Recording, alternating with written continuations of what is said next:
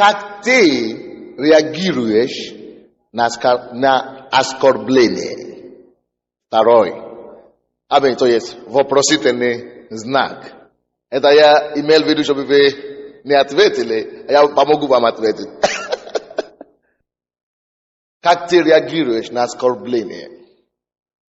Откройте, пожалуйста, со мной Евангелие от Луки, 9 глава, 51 стиха по 56 стихи. 51 по 56 стихи. Есть разные болезни, язва желудка, связанные с желудком или с животом, в этом районе. И разные ситуации там. Положите, пожалуйста, вашу руку и просите, чтобы Бог исцелил вас, если у вас проблема, связанная с желудком или с животом. Господь, исцели твоего народа. Аминь. От Луки 9, 51 и 56 стихи. Как ты реагируешь на оскорбление? Хороший вопрос, правда? Тестовый вопрос. Экзаменационный вопрос. Хорошо, будем считать тест. С 51 стиха по 56. Когда же приближались дни взятия его от мира, то есть Иисуса от мира, он восхотел идти в Иерусалим и послал вестников перед лицом своим, и они пошли и вошли в селение Самарянское, чтобы приготовить для него. Но там не приняли его, потому что он имел вид путешествующего в Иерусалим. Видя то, ученики его, Иаков и Иоанн, сказали: Господи, хочешь ли, мы скажем, чтобы огонь сошел с неба и истребил их, как и Илия сделал? Но он, обратившись к ним, запретил им и сказал: не знаете, из какого вы духа, ибо Сын Человеческий пришел не губить души человеческие, а спасать. И пошли они в другое селение. Что такое оскорбление? Оскорбление можно по-разному это описать. Но простой такой, общепонятный, то есть определение оскорбления, можно сказать, оскорбление – это когда тебе унижают или относятся ниже твоего достоинства. Когда тебе дают отношение какое-то, или когда к тебе относятся ниже того, что ты заслуживаешь, ниже твоего достоинства. Когда тебя оскорбляют, или когда тебя унижают, когда тебя, грубят, или просто когда тебя унижают. Когда тебе даешь отношения или вещи, которые ниже твоего достоинства. Это оскорбление. Правильно? Конечно, может быть, есть филологи среди нас, которые могли бы лучше это описать. Но мы понимаем, что такое оскорбление. Мы все знаем. Правда? Аминь. Но есть особый вид оскорбления, который еще более болезненно. Это когда тебе дают, мы уже сказали оскорбление, когда тебе дают ниже того, что ты заслуживаешь. Допустим, ты преподаватель или ты учитель в школе. Обычно в школе принято, что когда ты в школе, когда ты входишь в зал или в аудиторию, или в класс, ученики встают. Но когда они не встают, и они сидят, еще ты пытался что-то сказать, привет! Это большое оскорбление считается. Но оскорбление еще более болезненно, когда оскорбляющий тебя намного ниже тебя. Допустим, если бы я прошел мимо вас здесь, я вас не обычно я пытаюсь приветствовать вас с людьми. Но я забил, вы знаете, у меня разные мысли в голове, я занят постоянно о чем-то думаю. И я прошел мимо, не приветствовал вас. Вы думаете, это оскорбление? Но не страшно, пастора можно простить. Ну, допустим, вы директор фирмы, и вы здесь пришли сюда, и есть у вас охранник или служащий, который знает вас хорошо, должен вас посчитать и уважать, и, может быть, это делает. И вы пришли, в церковь или где-то на улице, вы видели его, и вы прошли мимо. Он не только не приветствовал вас, а вы остановились, чтобы его приветствовать, и вытянули вашу руку к нему, а приветствовали. А он скажет, а вы ему платите зарплату.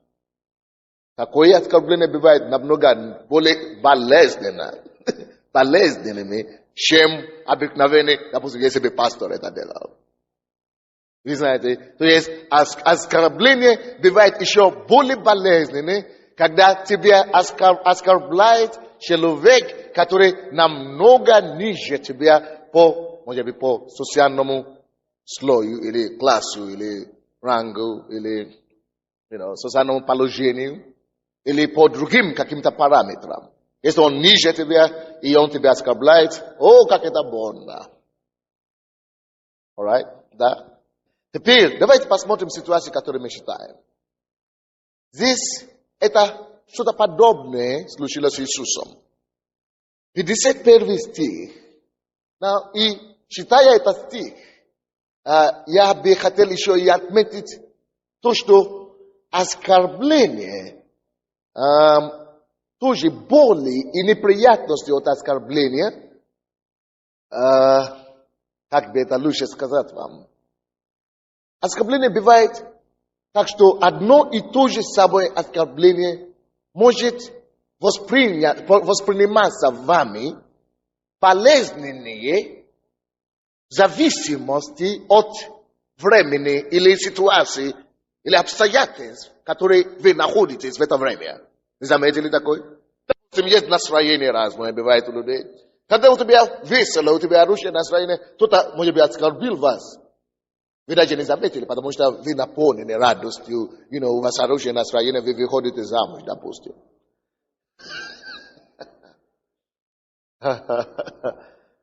И вам не до обиды. Но это совсем другое дело. Допустим, когда вы только что пришли на работу, и ваш, босс, или начальник говорит вам, я тебя не могу выплатить зарплату, и, в принципе, я хочу вам сказать, даже за последние 6 месяцев я вам все равно не выплачу, потому что у государственного бюджета что-то не хватает. И я предлагаю вам уволиться с работы. И вы, конечно, знаете, что только вчера уволили вашу жену. Теперь вам предлагается уволиться. И когда вы вышли с дороги, кто-то взял и еще и оскорбил вас.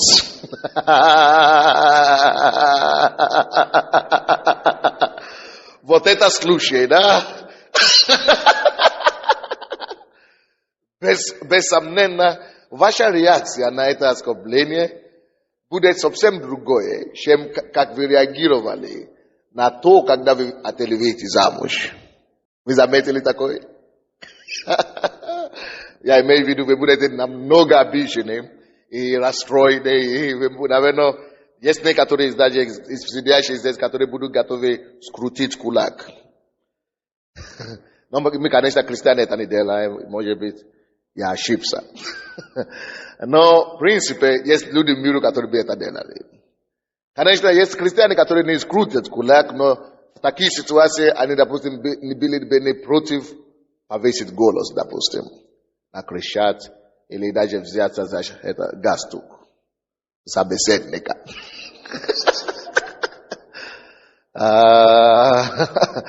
Как вы реагируете на оскорбление? Вот это есть тема моей проповеди сегодня. Теперь давайте будем читать еще раз с этого 51 стиха. И пока я буду читать, я хочу сказать о 2 людях, которые Бог мне сейчас показывает. Бог хочет исцелить человека, у кого проблема с левой груди. Левый грудь, простите мне, Господь мне проправляет правый грудь. Извините. Ниже стороны правой груди у вас затвердение. Водос какой-то идет. Положите руку на себя и попросите, чтобы Господь прикоснулся к вам. Так. А также есть другая женщина, у кого просто женская болезнь, начальной стадии киста. Положите тоже руку на себя и попросите, чтобы Господь прикоснулся к вам. Другая женщина, опухоль уже расширяется, становится больше, тоже по-женски. Вы можете тоже, принять ваше исцеление. 51 стиха. Когда же приближались дни взятия его от мира, он восхотел идти в Иерусалим. Это речь идет об Иисусе. Мы с вами знаем, кто такой Иисус. Иисус – это Сын Божий. Это не просто Сын Божий, это вторая личность Божества. Это Бог, который превратился в плоть. Это ходящий в плоти Бог, который был здесь на земле и был супер популярным человеком. Потому что он проповедовал, и люди тянулись к нему, они, получали исцеление, помощи. Иисус был самым популярным человеком, не просто в Палестине или в Израиле, он был самым популярным человеком в свое время, за 3 года, которые он служил, был самым популярным человеком после Кесаря в Римской империи. Это было что-то и что-то. И теперь этот Иисус знал, что его время взятия уже приблизилось. То есть он понимал, потому что он Бог, он Иисус, он знал, что вот скоро он уже должен покинуть мир. А вы знаете, с чем это было связано? Это было связано с мучением, с голгофским мучением. Это было связано с распятием. Он все это знал, что ему ждет. Это все было связано с отречением и предательством. Это тяжелый момент для Иисуса. Чтобы доказать вам, что это тяжелый момент, помните, что перед этим, он как раз зашел в Гефсимани помолиться. И написано, что когда он молился, пот и слезы шли от него, и они были подобны на кровь. Слезы и пот, которые от него. То есть это было тяжелое время для Иисуса. И в это тяжелое время он направлялся в его последний путь. Последний путь в Иерусалим. Он знал, что именно в этом Иерусалиме его и распянут. Его возьмут, предадут и распянут. И он готовился к этому. И он знал, это есть время, когда нужно идти. И он шел, и прежде чем, потому что нужно было пройти через какое-то селение, деревня, он послал своих некоторых вестников, помощников, чтобы пошли просто сказать, что Иисус, можно ли мне пройти? Потому что они шли тогда пешком. Нужно было, наверное, переночевать в этом селе. И нужно было ему разрешение. И вы знаете, это было такое время в его жизни, когда нельзя было его оскорбить. Это было такое чувствительное время. Это было болезненное время. Это было тяжелый момент в его жизни. Лучше не трогать его. И вы, конечно, знали, что Иисуса все принимали на ура. То есть, вроде бы, наоборот, эти жители этого села должны были сказать: Иисус будет у нас. О, ты что? Пожалуйста, мы даже постелим ему дорогу, чтобы он ходил на их одежде. Но они это не делали. Вы знаете, что они сделали? Они сказали: Иисус, он идет в Иерусалим, мы его не хотим. Пускай он не проходит через наш город. Мы этого Иисуса просто не хотим видеть. Потому что мы его не пустим.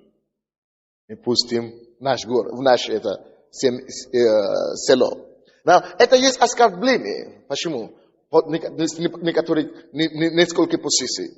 Первое. Иисус был горожанином. Он из деревни. Конечно, неплохо быть из деревни, это хорошо. Я сам из деревни. Но Иисус из города. Он был, вы знаете, как горожане всегда относятся к селянам. То есть они всегда, наоборот, пренебрегали, что вы село, села. А мы вот, значит, из Киева, значит, я рожденный в городе. То есть Иисус, он был горожанином. Чтобы его селяне какие-то принимались пренебрежением, это оскорбительно, Я из города, я вообще-то из немаленького города иду, Вам надо на ураме я принять. А вы в село. Чтобы не искать в село. Чего нет в городе. Не просто надо было один день переночевать. Я просто хотел пройти мимо вашего города. Это было оскорбление номер 1. Второе оскорбление, которое у Иисуса было. Я лично думал, что это большое оскорбление для Иисуса еще потому, что Иисус был необычайным популярным человеком. Написано, было время, когда написано, что 12 ученики шли за Иисусом. А потом сказали 70. А потом, 120. Но дошло до такого времени, такого момента, когда столько набиралось людей, кто следовало за Иисусом, что потеряли счет, потеряли счет. Они больше не считали, сказали, что множество народа следовало за ним. Это числилось в тысячах.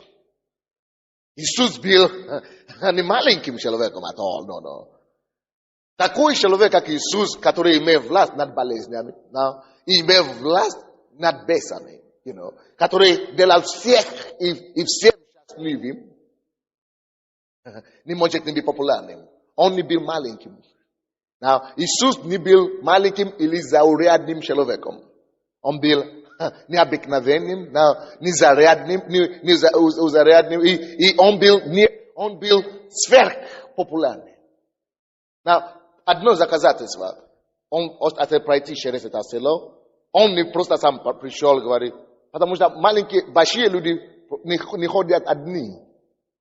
Иисус имел служителей с ним, которые были с удовольствием готовы идти раньше и попросить разрешения.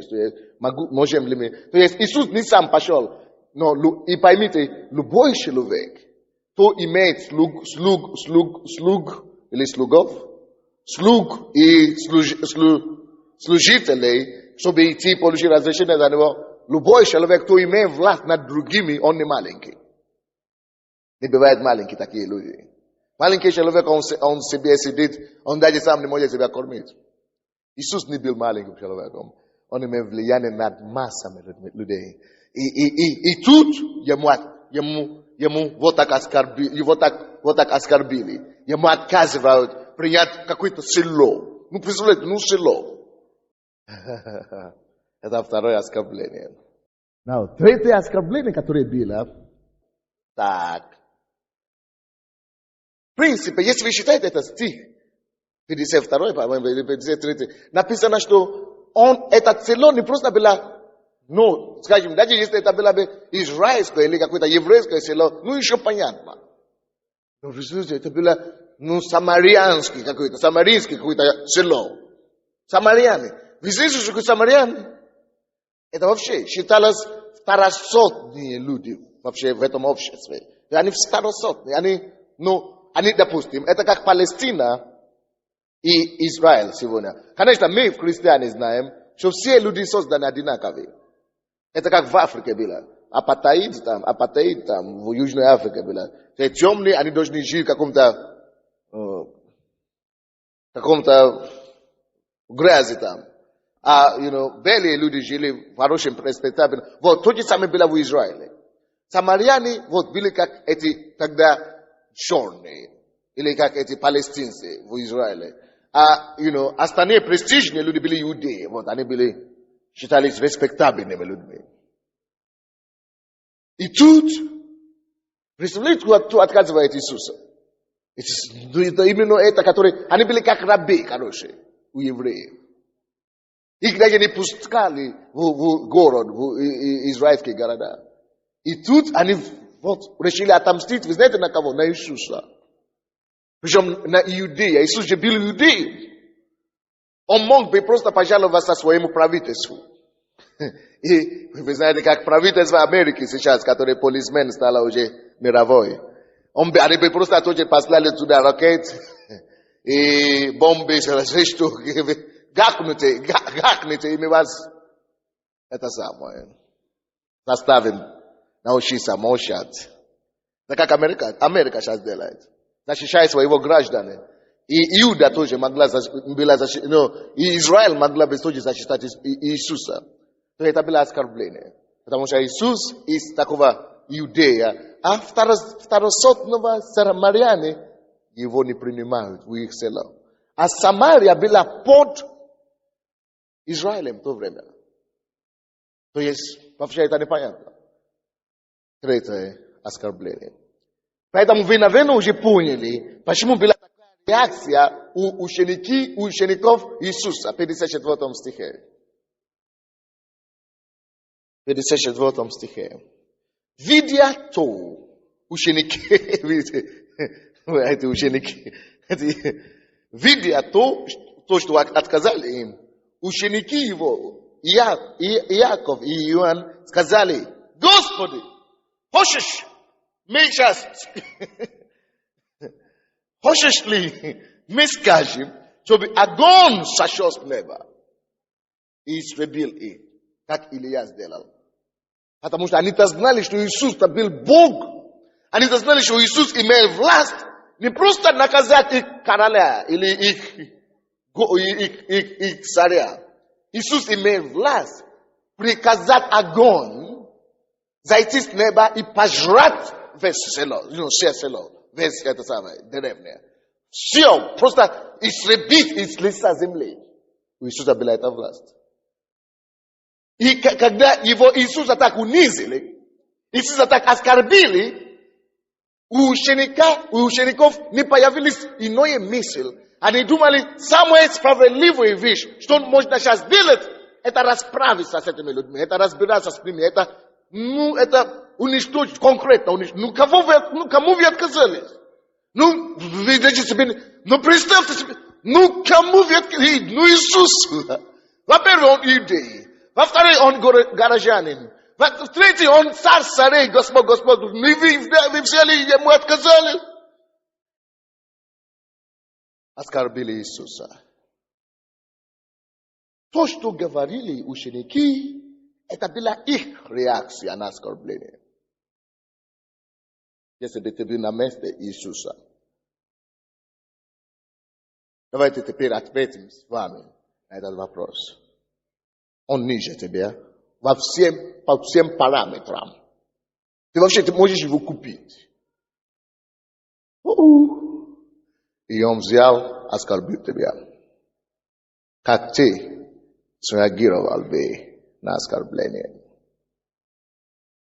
Аллилуйя. Какой бы была наша реакция на оскорбление? Если бы были на месте Иисуса. Вот мы уже видели реакции этих учеников на Иисуса. Но Иисус сказал им в ответ, 55 стих. Но Он, обратившись к ним, к ученикам, запретил им и сказал: не знайте, какого вы духа.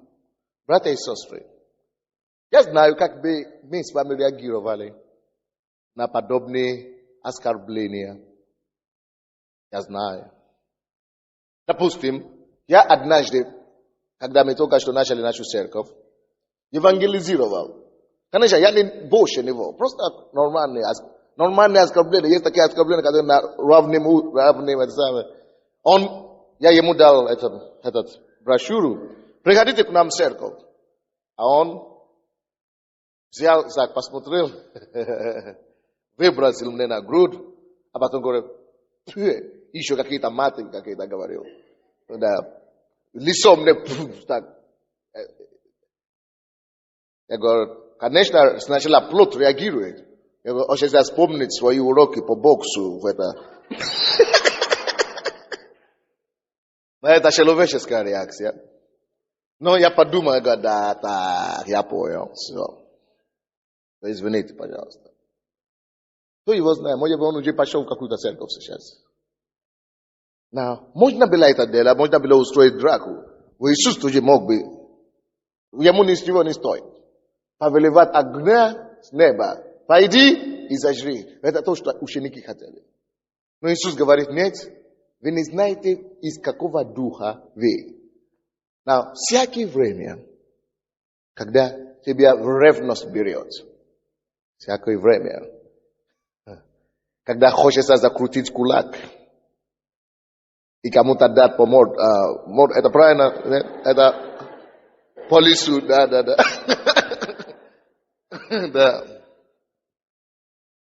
Да. Всякий раз, когда учится так делать, вспомните слова Иисуса. Ни от такого духа не от такого духа. Между прочим, Бог только мне показывал лицо, шеи и вот с этой стороны кого-то, и у вас какие-то проблемы в сторону шея и щека, и положите руку, Господь очень прикоснулся к вам, кого-то другого проблема в руке. Потому что это слово доходит до вас, и вы меняете ваше решение, ваше сердце. Знаете, эти вещи держат нас. И когда Бог видит, что человек меняет свою позицию, Бог сразу высвобождает помазание на освобождение, на исцеление, на помощь. То есть, почему нам нужно знать слова Божьи и научиться жить по-божьему? Потому что, когда мы живем по плоти чисто и реагируем по плоти, это все препятствует, это все блокирует, это все останавливает Божье благословение на нас. И как только что доходит до нас истину какую-то, и мы берем эту истину, сразу Божье благословение течет и освобождает нас. Поэтому написано, вы познаете истину, и истина сделает вас свободными. Alright? Теперь, всякий раз, когда мы думаем, что мне делать? Мне надо сейчас отомстить, мне сейчас надо облить грязи и так далее. Помните слова Иисуса, что мы от другого духа, мы с вами имеем другой дух. Мы не как люди из мира. Да, мы были такими же. Да, мы имели такие же реакции, но мы другие сейчас. Дух Христов, Дух Христа живет в нас. И наша реакция должна быть аналогичными Христу. Мы не обыкновенные Божьи. Я вам скажу одно. Обыкновенные люди, поймите, братья и сестры, никогда не сможет реагировать так. Обыкновенный человек никогда не сможет замолчать, когда его оскорбляют. Обыкновенный человек никогда не сможет сдерживать себя, тем более поставить левую щеку. Эта Библия не для обыкновенных людей. Эта Библия, заповеди Библии не для нормальных, повседневных плоских людей. Нет. Библия, заповеди Библии для сверхъестественных людей. Люди, в котором живет Дух Христа. Дух Христов. Поэтому он сказал им не о человеке, не о плоти, он говорил им о духе. Вы не знаете от какого духа, из какого духа вы, именно дух. Суд не заключается в том, что я человек. Суд не заключается в том, что меня оскорбили. Нет. А какой дух живет в каждом человеке? Сможет так реагировать, как Иисус, тот человек, который имеет Дух Христов. Какой Дух Христов? Это Дух человека, который возлюбил людей так сильно, что отдал свою жизнь за людей. Это Дух любви на высшей степени, высший уровень любви. Это Дух самопожертвования. Это Дух, который заботится больше о том, как мне кому-то помочь. Как мне кого-то спасти, как мне кому-то сделать хорошо, лучшим, как мне сделать, чтобы улыбка пришла в чистое лицо, как мне сделать, чтобы стереть слезы с чего-то лица, как мне, что мне делать, чтобы кого-то поднять, как мне делать, чтобы кого-то укрепить, что мне делать, чтобы кого-то исцелять, что мне делать, чтобы кому-то помочь в этой жизни. Дух Христов. Это именно то, что его побудило, чтобы говорить, хорошо, все. Я отдам свою жизнь, чтобы вам только было хорошо где-то. Я отдам свою жизнь, чтобы вы ни в коем случае не могли попасть в ад. Это есть Дух любви. Это Бог есть любовь. Это есть Дух, который в нас. Поэтому, когда мне хочется реагировать по-своему, по своей плоти, по своему разумению, я вспоминаю, что я, будущий, который был грешником вчера, был спасен благодатью. И то, что я спасен благодатью, благодаря любви Христа ко мне. И это Христос во мне, Его Дух во мне, Его характер во мне. Я хочу больше жить для Него, проявить Его людям. Допустим, когда... я вам не скажу. Но вы знаете, что у нас были проблемы, потому что, вы знаете, все слушают нас. Стены имеют уши. Поэтому я это не скажу, что но я просто примерно вокруг и около. Потому что я слишком был откровенным раньше, я всегда говорю все, а потом кто-то использует это против меня. Поэтому теперь я буду считать. Вы поймете. Свои поймут.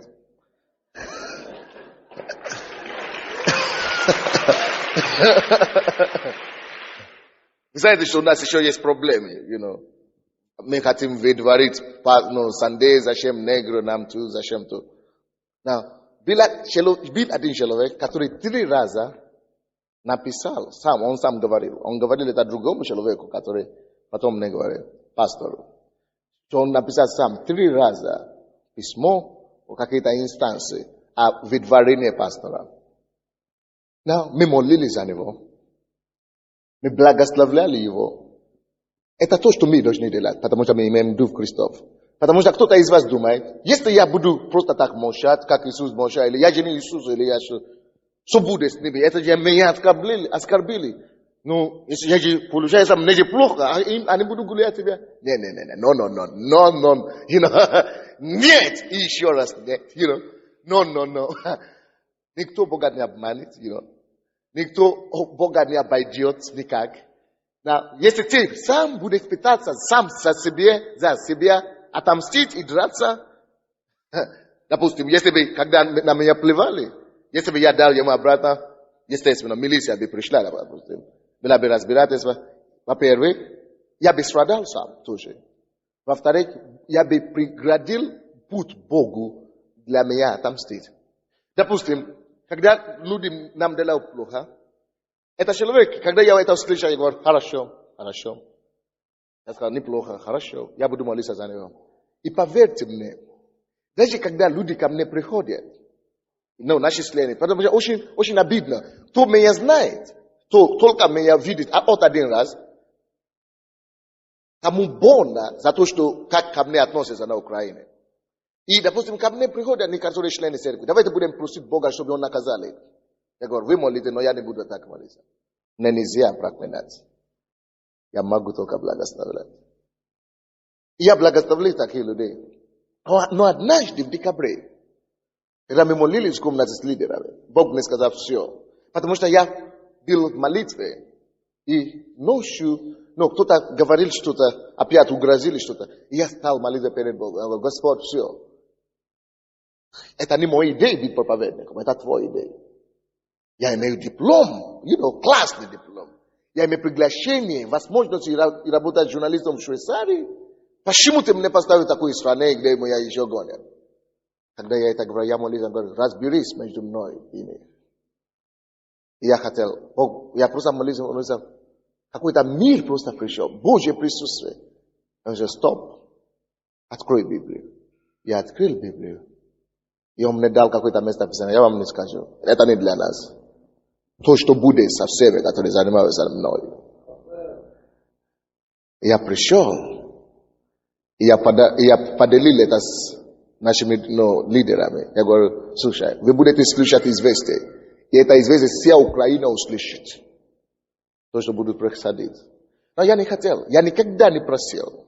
Я просто говорю, Господь, разберись, кто прав, где правда. Просто между мной и этими людьми. Все, не надо проклинать, не надо ничего. За последнее время, по крайней мере, я слышал 2 известия. Некоторые из них трагическим концом, истоком. Некоторые на смерть, некоторые на всю жизнь. Есть разные вещи происходят. И, конечно, я не буду называть именно. Но есть некоторые, которые непосредственно занимались это дело.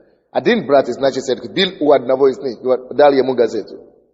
А к нему же обратились, наши официальные религии. Говорят, помогите нам уничтожить этого. И он тоже взял как герой. Начал заниматься. Хорошо, занимается.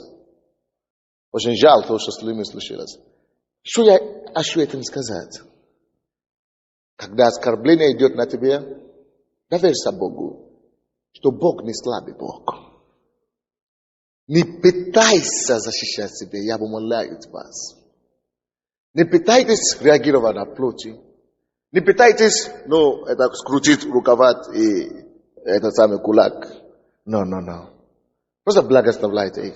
Если есть законный способ, как вы можете себя защищать, принципе, можно это делать, но не в том, чтобы делать им плохо, или отомстить каким-то образом. Не надо. Не надо вызывать огонь с неба, чтобы пожрала их. Если нужно будет это делать, Бог это сделает без вас. Он знает, когда это делать. И он знает, если нужно это делать. Или другие исходы. Поэтому Иисус говорит, ваше дело это не призывать огонь. Ваше дело просто благословляйте. А почему я это говорю? Если все христиане поймут, что есть сила у добра, и даже такая сила есть у добра, которая намного сильнее, чем все шумы и крики зла. У добра есть сила. У добра есть мышцы и мускулы, которые действуют более эффективно, чем все показуха и громкоговорители зла. У добра есть больше силы, чем зла. Но эта сила, которая у добра есть, не потому что это называется добро. Эта сила, которая у добра есть, это потому что это Божья позиция. Есть Бог, который стоит за добром. Как ты реагируешь на оскорбление? Но, братья и сестры, конечно, когда только что поступает к нам оскорбление, плоть вся говорит, горит, хочется все, теперь разверну стол и, переворачиваю стол на столе и все. У нас есть другой дух. И если, братья, мы будем реагировать как человек, который имеет праведный дух, и если наша реакция будет соответственно Слову Божьему, то мы реагируем на добро, слушайте меня, это добро приведет Украину к своим коленам.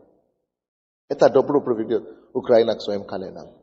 И это добро победит зло, которое царит в этой стране.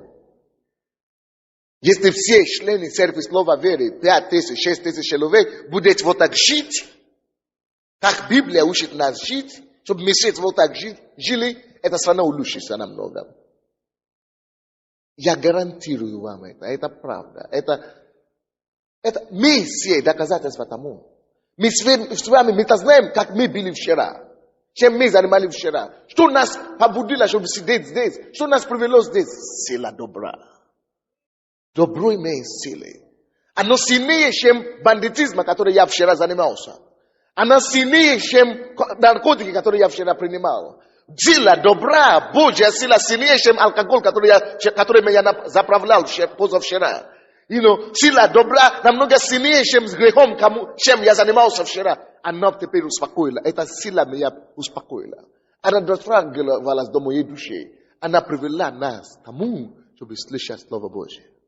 Но, есть разные реакции на оскорбление. Давайте быстренько посмотрим еще 2 реакции на оскорбление. Быстренько. 3-я книга Царств. 3-я книга Царств, 21 глава. 3-я книга Царств, 21 глава. Я не буду считать все, потому что очень... Или, может быть, кто-то придет, кто по-русски может считать хорошо. Но не надо, далеко. Но то есть много. Нет, давайте быстренько, кто-нибудь считайте мне. С 1 по 13 стихи. 21 глава, с 1 по 13 стихи. И было после сих происшествий у Навуфея, израильтянина, в Израиле был виноградник подле дворца Ахава, царя Самарийского. И сказал Ахав Навуфею, говоря: «Отдай мне свой виноградник, из него будет у меня овощной сад, ибо он близко к моему дому. А вместо него я дам тебе виноградник лучше этого, или, если угодно тебе, дам тебе серебра, сколько он стоит». Но Навуфей сказал Ахаву: «Сохрани меня, Господь, чтобы я отдал тебе наследство отцов моих». И пришел Ахав домой, встревоженный и огорченный тем словом, которое сказал ему Навуфей, израильтянин, говоря: «Не отдам тебе наследство моего отцов моих». И лег на постель свою, и отворотил лицо свое, и хлеба не ел. И вошла к нему жена его Иезавель, и сказала ему: «Отчего встревожен дух твой? Что ты и хлеба не ешь?» Он сказал ей: когда я стал говорить Навуфею, израильтянину, и сказал ему: отдай мне виноградник твой за серебро, или если хочешь, я дам тебе другой виноградник вместо него. Тогда он сказал: не отдам тебе виноградника моего. И сказала ему Иезавель, жена его: что за царство было бы в Израиле, если бы ты так поступал? Встань, ешь хлеб и будь спокоен, я доставлю тебе виноградник Навуфея израильтянина. И написала она от имени Ахава письма, и запечатала их его печатью, и послала эти письма к старейшинам и знатным в его городе, живущих с Навуфеем. В письмах она написала так: объявите пост и посадите Навуфея на первое место в народе, а против него посадите 2 негодных людей, которые свидетельствовали бы на него и сказали: ты хулил Бога и царя, и потом выведите его и побейте его камнями, чтобы он умер. И сделали мужи города его, старейшины и знатные, жившие в городе его, как приказала им Иезавель, так как написано в письмах, которые она послала к ним. Объявили пост и посадили Навуфея во главе народа. И выступили 2 негодных человека, и сели против него, и свидетельствовали на него эти недобрые люди пред народом. И говорили: Навуфей хулил Бога и царя. И вывели его за город, и побили его камнями, и он умер. Вы поняли? Это царь Ахав и его жена Иезавель. Они хотели владеть землю, которая принадлежит другому человеку. Но они есть царь этого государства. Это как президент страны и жена. Им понравилось просто это участок земли. Но этот человек говорит: мои предки мне предали эту участку. Это не мое просто собственность. Это семейное наследие. Это, я не могу. Царь, я прошу прощения. У тебя есть вся страна. Ты можешь взять какую хочешь. И царь был лояльным. Он ничего не говорил, но он пришел домой и пожаловался жене. И жена говорит: и ты называешь себя царем? Слушай, все, это уже будет моя проблема. Я начну заниматься этой проблемой. И она написала письмо губернатору, то есть как бы мэру этого города, и говорит, что соберитесь, обвините его, составьте суд, ложные свидетелей, и обвините его во лжи. Убейте его, и то есть законным путем, но фальшированными документами. Убейте его и соберите эту землю, его дачу или что-нибудь. Соберите царю. И так они сделали. Они убили, разбирались с ним, на братья и сестры. А он был царем. И судебская система, как бы прокуратура или что, исполнила это решение. Все законно. Кто тебе задаст вопрос? Кто тебя не задаст вопрос? Тем более тогда не было выборов, что можно переизбирать президента, а потом следующий президент придет и будет жаловаться. Не. Они там оставались до смерти. Кто будет жаловаться? Никто. Но есть один человек, кто видел эту ситуацию, кроме них. Братья и сестры, есть Бог на небе. Нет ничего тайного, чтобы не стало явно. И ничего от ока его закрытого нет.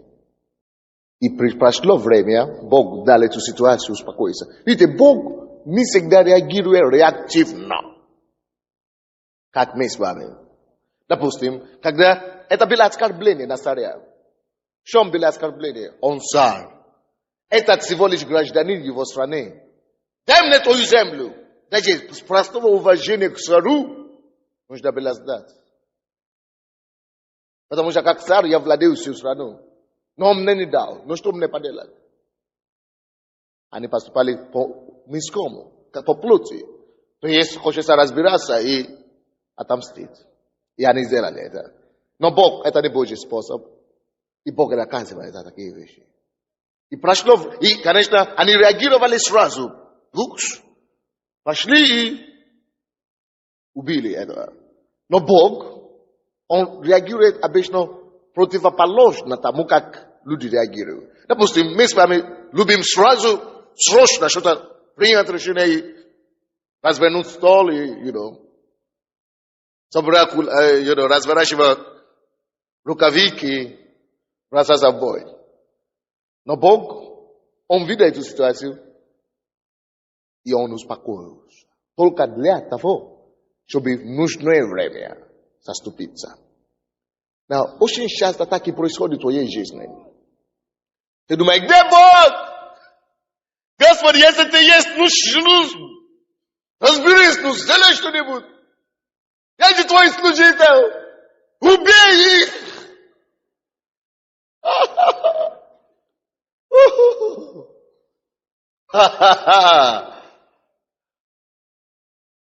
Вот как раз. Это и есть разница. Вот где разница между тобой и Богом. Поэтому это то, что и доказывает, что он не человек, который действует по эмоции и по случаям, по сиюминутной срочности или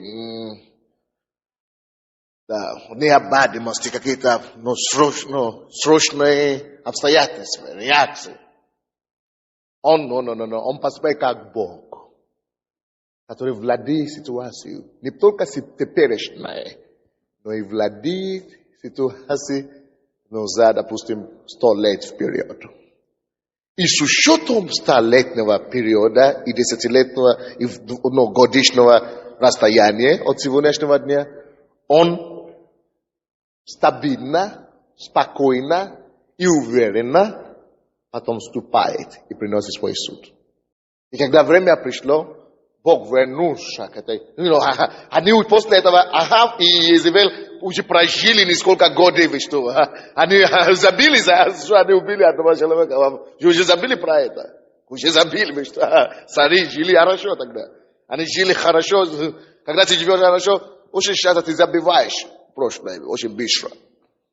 И они, конечно, уже успели забивать это все прошлое. И Бог позвали их однажды. За то, что ты грешил против меня и против этого человека, ты умрешь неестественной смертью. И когда ты умрешь, собака будет кушать твое тело. Хотя ты Иса. Тебя никто не будет похоронить. Собака в городе, в рассвете дня.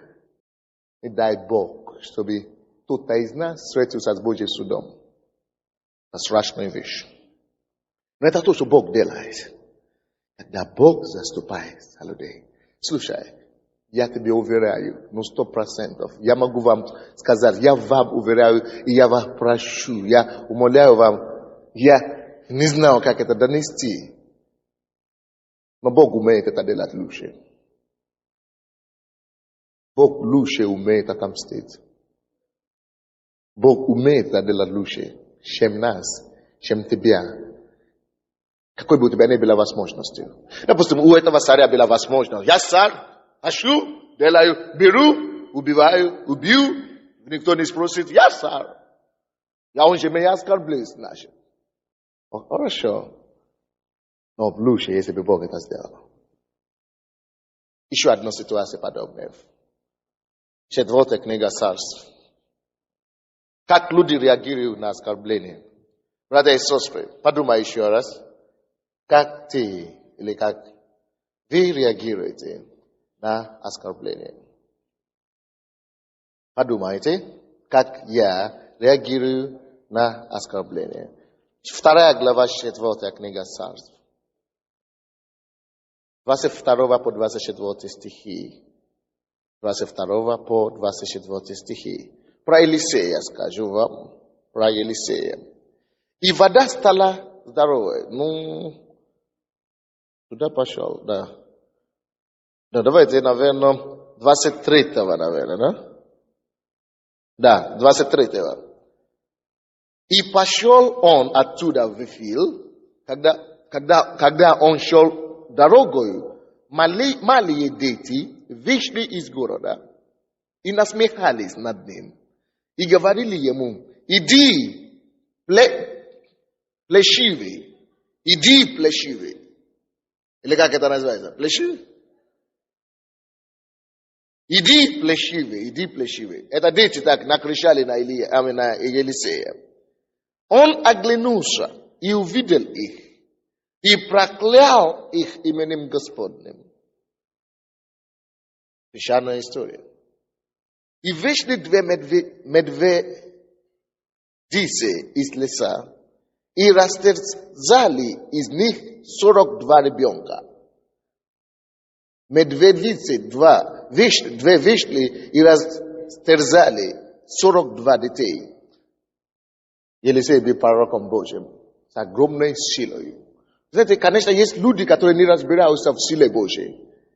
Тем более, чтобы разбираться на ком силе Божьей лежит. Многие из нас, мы есть Божьи носители. Мы носители Божьей силы. Мы с вами. Но если мы видим, мы вышли бы на улицу сейчас. Допустим, я часто хожу на улицу. Есть дети, которые говорят, это нормально, я уже смеюсь и улыбаюсь. Шоколад, шоколад, шоколад. Привет, как дела? Потому что, допустим, их мама, может быть, ходит в церковь, их мама бы сказала, не шоколад, их мама бы говорила, пастор Сандей. Это другое дело. Но потому что ребенок не знает. Он может делать некоторые, или, допустим, взрослые, которые в миру. Они, допустим, видят тебя, это моя жена, Джана, Лариса, бьет, оскорбляет и так далее. Или это мой брат, это мой, кто ты? Это же ей муж, кто он такой, это же, оскорбляет и так далее. Или это же моя служанка, это что это? А бьет и оскорбляет, хорошо. Но слушайте, они не знают, что вы христиане. Вообще-то, с христианами, смотри, как ты себя ведешь, а и ты сам христианин. Я просто даю совет. Если тебя кого-то нужно оскорблять, подальше от христиан. Чтобы они не делали. И какими бы глупыми они не были. Вы знаете, есть такие христиане, действительно. Не очень далекие такие. Которые действительно заслуживают порой. Такие жесткие, это самое. Но, несмотря на их глупости или недалекости, в них живет Иисус. Будь осторожен. Даже если тебе хочется повысить голос, сделай это корректно. Особенно если он еще и помазанник. Ой-ой-ой-ой, no. Это то, что было здесь. Елисей был помазанником. Он был христианин, он был верующим, он был не просто верующим, он был служителем Божьим. И прибежали эти дети, Елисей, конечно, тогда это считалось как бы недостатком, когда у человека есть эта глава такая, лысая глава, да. Те, которые есть крест, рисуют это как шапка внутри. Но, в принципе, я вижу, что это красиво. Да. Я думаю, это красиво очень. Но когда моя жена мне сказала, что то, что мне не нравится в тебе, это у тебя начинает идти внутри. Я говорю, Боже мой, я даже не обращаю внимания. Я тогда понял, что не все любят это самое. Когда лезет.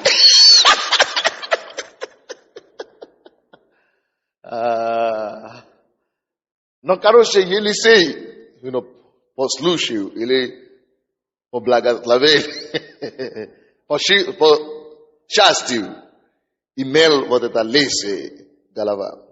И вы знаете, что случилось? Он вышел, и люди эти, дети, они думали, что это очередной лысый пришел. Да, они не знали, что это помазанник Божий. Поэтому я и говорю, что вообще желательно никого не оскорблять или не ругать, ничего. Потому что они не знали, что это оказался как раз Божий человек. И они начали говорить ему шепливый, или как они сказали. Да, плешивый пришел, плешивый иди отсюда. Плешивый иди отсюда, плешивый. А что такое плешивый? Это знаешь? Лысый, да. Вот лысый пришел, лысый иди. Они думали, что они играли с ним. То есть нас же много, нас 42. А ты один, что ты сделаешь нам? Я не знаю, сколько им лет, может по 16 лет, по 15. Знаете, особенно когда люди подростки, они любят такие игры делать. Вот. Они начали оскорблять Елисея. Он, конечно, посмотрел, что физически ему бесполезно с ними драться. Потому что их много. 42 человека, его просто побил, да. Но он помазанник. Он знал, что кроме физической энергии и силы, у него еще есть сила от Господа. Поэтому я и говорю вам, не оскорбляйте верующих. Желательно, вообще не пробуйте. Потому что если случайно он есть плоской верующий, если случайно он плоской, и он обидится на тебе, и произнесет какое-то проклятие на тебе, порой дьявол может воспользоваться этим. Не Бог, но дьявол может взять это его произнесенное слово. Потому что, видите, сила или власть смерти и жизни власти языка. Я написал такую книгу. Есть такая книга у меня. Она продается. Власть жизни и смерти по власти языка. Особенно, когда это говорит духовный человек. Человек, который имеет силу в духовном мире. Его слова регистрируются. Поэтому так, что когда речь идет о верующих, даже если они, баптисты или пятидесятники, есть некоторые харизматы, такие, которые ругают пятидесятников, потому что они старые и так далее. Я вам советую это не делать. Вы знаете, даже если православные, не надо ругать их. Благословляйте все вообще. Аминь. Благословляйте. Особенно, если они имеют силы в духовном мире. Но. Особенно, когда человек ходит в такую церковь, как нашу, здесь, вы знаете, мы обучены. Мы знаем Слово Божие. Но Елисей, он был обучен, он знал, что у него есть сила. Конечно, я не думаю, что это был Бог ему сказал, чтобы он вызвал, что он вызвал? Огонь вызвал, да? Медведь, чтобы он вызвал суд. Он просто проклинал их. И когда он проклинал их, он не говорит, чтобы медведи ради вещи. Он просто проклинал их. И когда он проклинал их, тут же, потому что у него была настолько сила с Богом, что его слова каждый реагирует мгновенно. Допустим, когда он сказал, чтобы этот ребенок воскрес, он воскрес. И он был такой мощным человеком с Богом. Поэтому, когда он только проклинал эти детей, нашлись откуда-то неизвестно. Из небытия появились два медведицы. И растерзали эти детей. 42 мгновенно. И этот город, и их родители навсегда научились этот урок, но горьким образом. Никогда не оставлял верующих. Горьким образом. Ему никто не мог ничего делать. Когда они прибежали, все цари, это же Моисей, пророк. А чего вы оскорбили его? Все. На этом и закончилось все. Потому что тогда знали, что все. Если попробуешь это делать, он может делать вся армия, батальон слепим. Он это сделал один раз. Это не проблема. Поэтому, но это не было правильно. Вот. И ученики Иисуса хотели, чтобы вот так Иисус тоже реагировал. Но Иисус говорит, мы имеем силу это делать, да. Я имею власть это делать, да. И вы, христиане, вы тоже имеете власть это делать, да. Но зачем вам? Я-то пришел не погубить мир. Но я-то пришел спасать мир. Силу, которую Бог вам дал. Он не вам дал, чтобы проклинать или уничтожить, но чтобы спасать. Допустим, конечно же, когда ты говоришь такие вещи, особенно на верующих, кто-то проклинает нас, если это несправедливо, потому что написано, что проклятие срабатывает только когда она заслужена. Вы понимаете, да? Допустим, если кто-то проклинал вас, просто так, взял и проклинал, ничего не будет. Но, допустим, ты взял, отобрал жену у кого-то, и этот человек потом проклинал тебя, я тебе гарантирую, что это проклятие будет работать. Вот почему это проклятие сработало, это проклятие Елисея, потому что это было заслужено. То есть его оскорбили, будущего мужа, старика. В принципе, дети должны были уважать, пожалеть людей, но его не уважали. И поэтому, поэтому не бойтесь такие проклятия. Есть некоторые, которые проклинают все подряд. Но когда это не заслужено, нету возможности в духовном мире, нет открытой двери. Это просто Бог просто тебе ставит защиту. Но даже когда у нас есть возможность, или когда у нас есть право, законное право проклинать, Иисус говорит, в Новом Завете такой вариант не пойдет. Конечно, допустим, у нас дома, когда я только стал верующим, один брат, с кем я был молитвенным, он был моим партнером, молитвенным партнером. И он взял такси однажды. Я только что был верующим месяц, наверное. И мы начали молиться с ним, и он мне рассказал такую историю.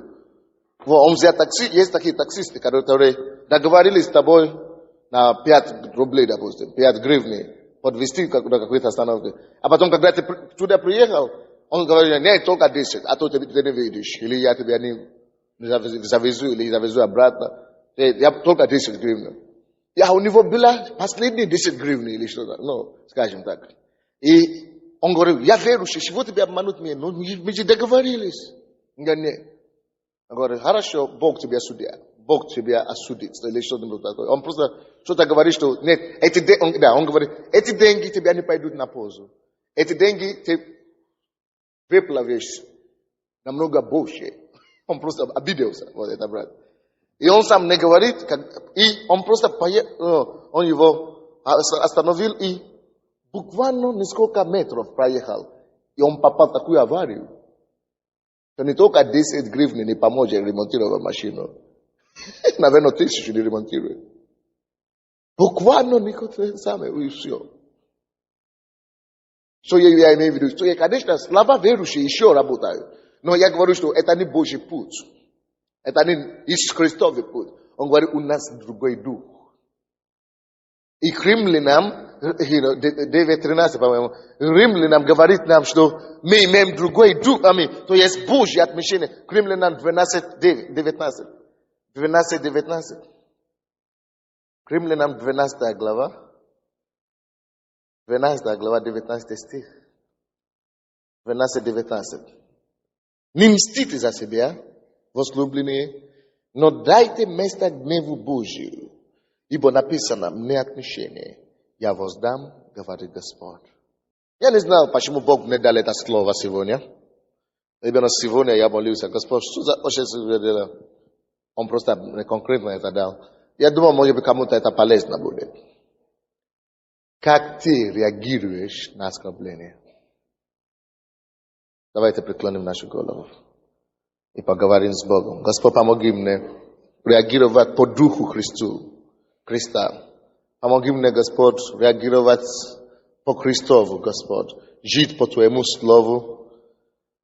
Я не хочу жить по плоти. Я не хочу быть водимой плотью.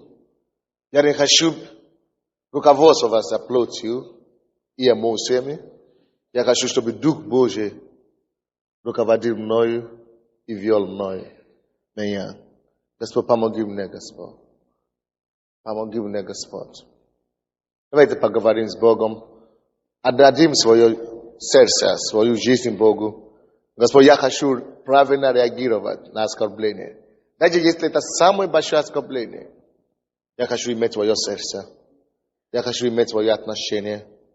Христовое отношение. Божье отношение. Помоги мне, Господь. Как только, может быть, некоторым из вас нужно будет каяться. Я хочу, мы покаялись, если у нас были такие случаи, когда мы неправильно реагировали, не по-христиански. Давайте покаемся в них. Такие реакции, в такие отношения. Попросим, чтобы Бог исправил нас. Чтобы Бог дал нам Дух Христов. И чтобы Бог дал нам благодать жить по Слову Божьему. И быть образцом добра. Образцом Христа.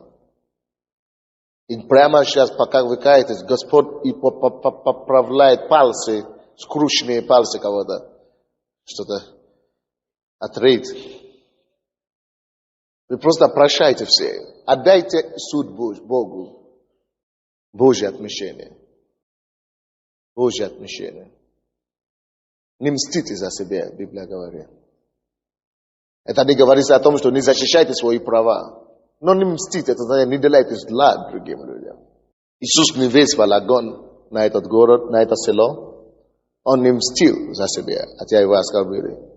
Иисус не хочет, чтобы мы вызвали медведь, как Елисей, чтобы мы не мстили за себя. Бог не хочет, чтобы мы имели такой дух, как у Ахава и Изавеля. Нет, у нас другой совсем дух.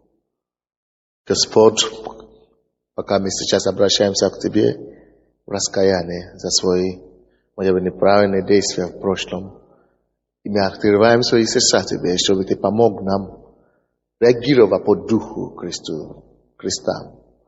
Я прошу, чтобы Ты помогал всем иметь второе дыхание, второе терпение, личное терпение, чтобы реагировать правильно. Я прошу Тебя, Господь, исправляй наши пути, наши сердца, наши отношения к вещам, чтобы они могли быть исходны к Твоему Слову. Я благодарю Тебя, что Ты отвечаешь нам. во имя Иисуса Христа. Аминь.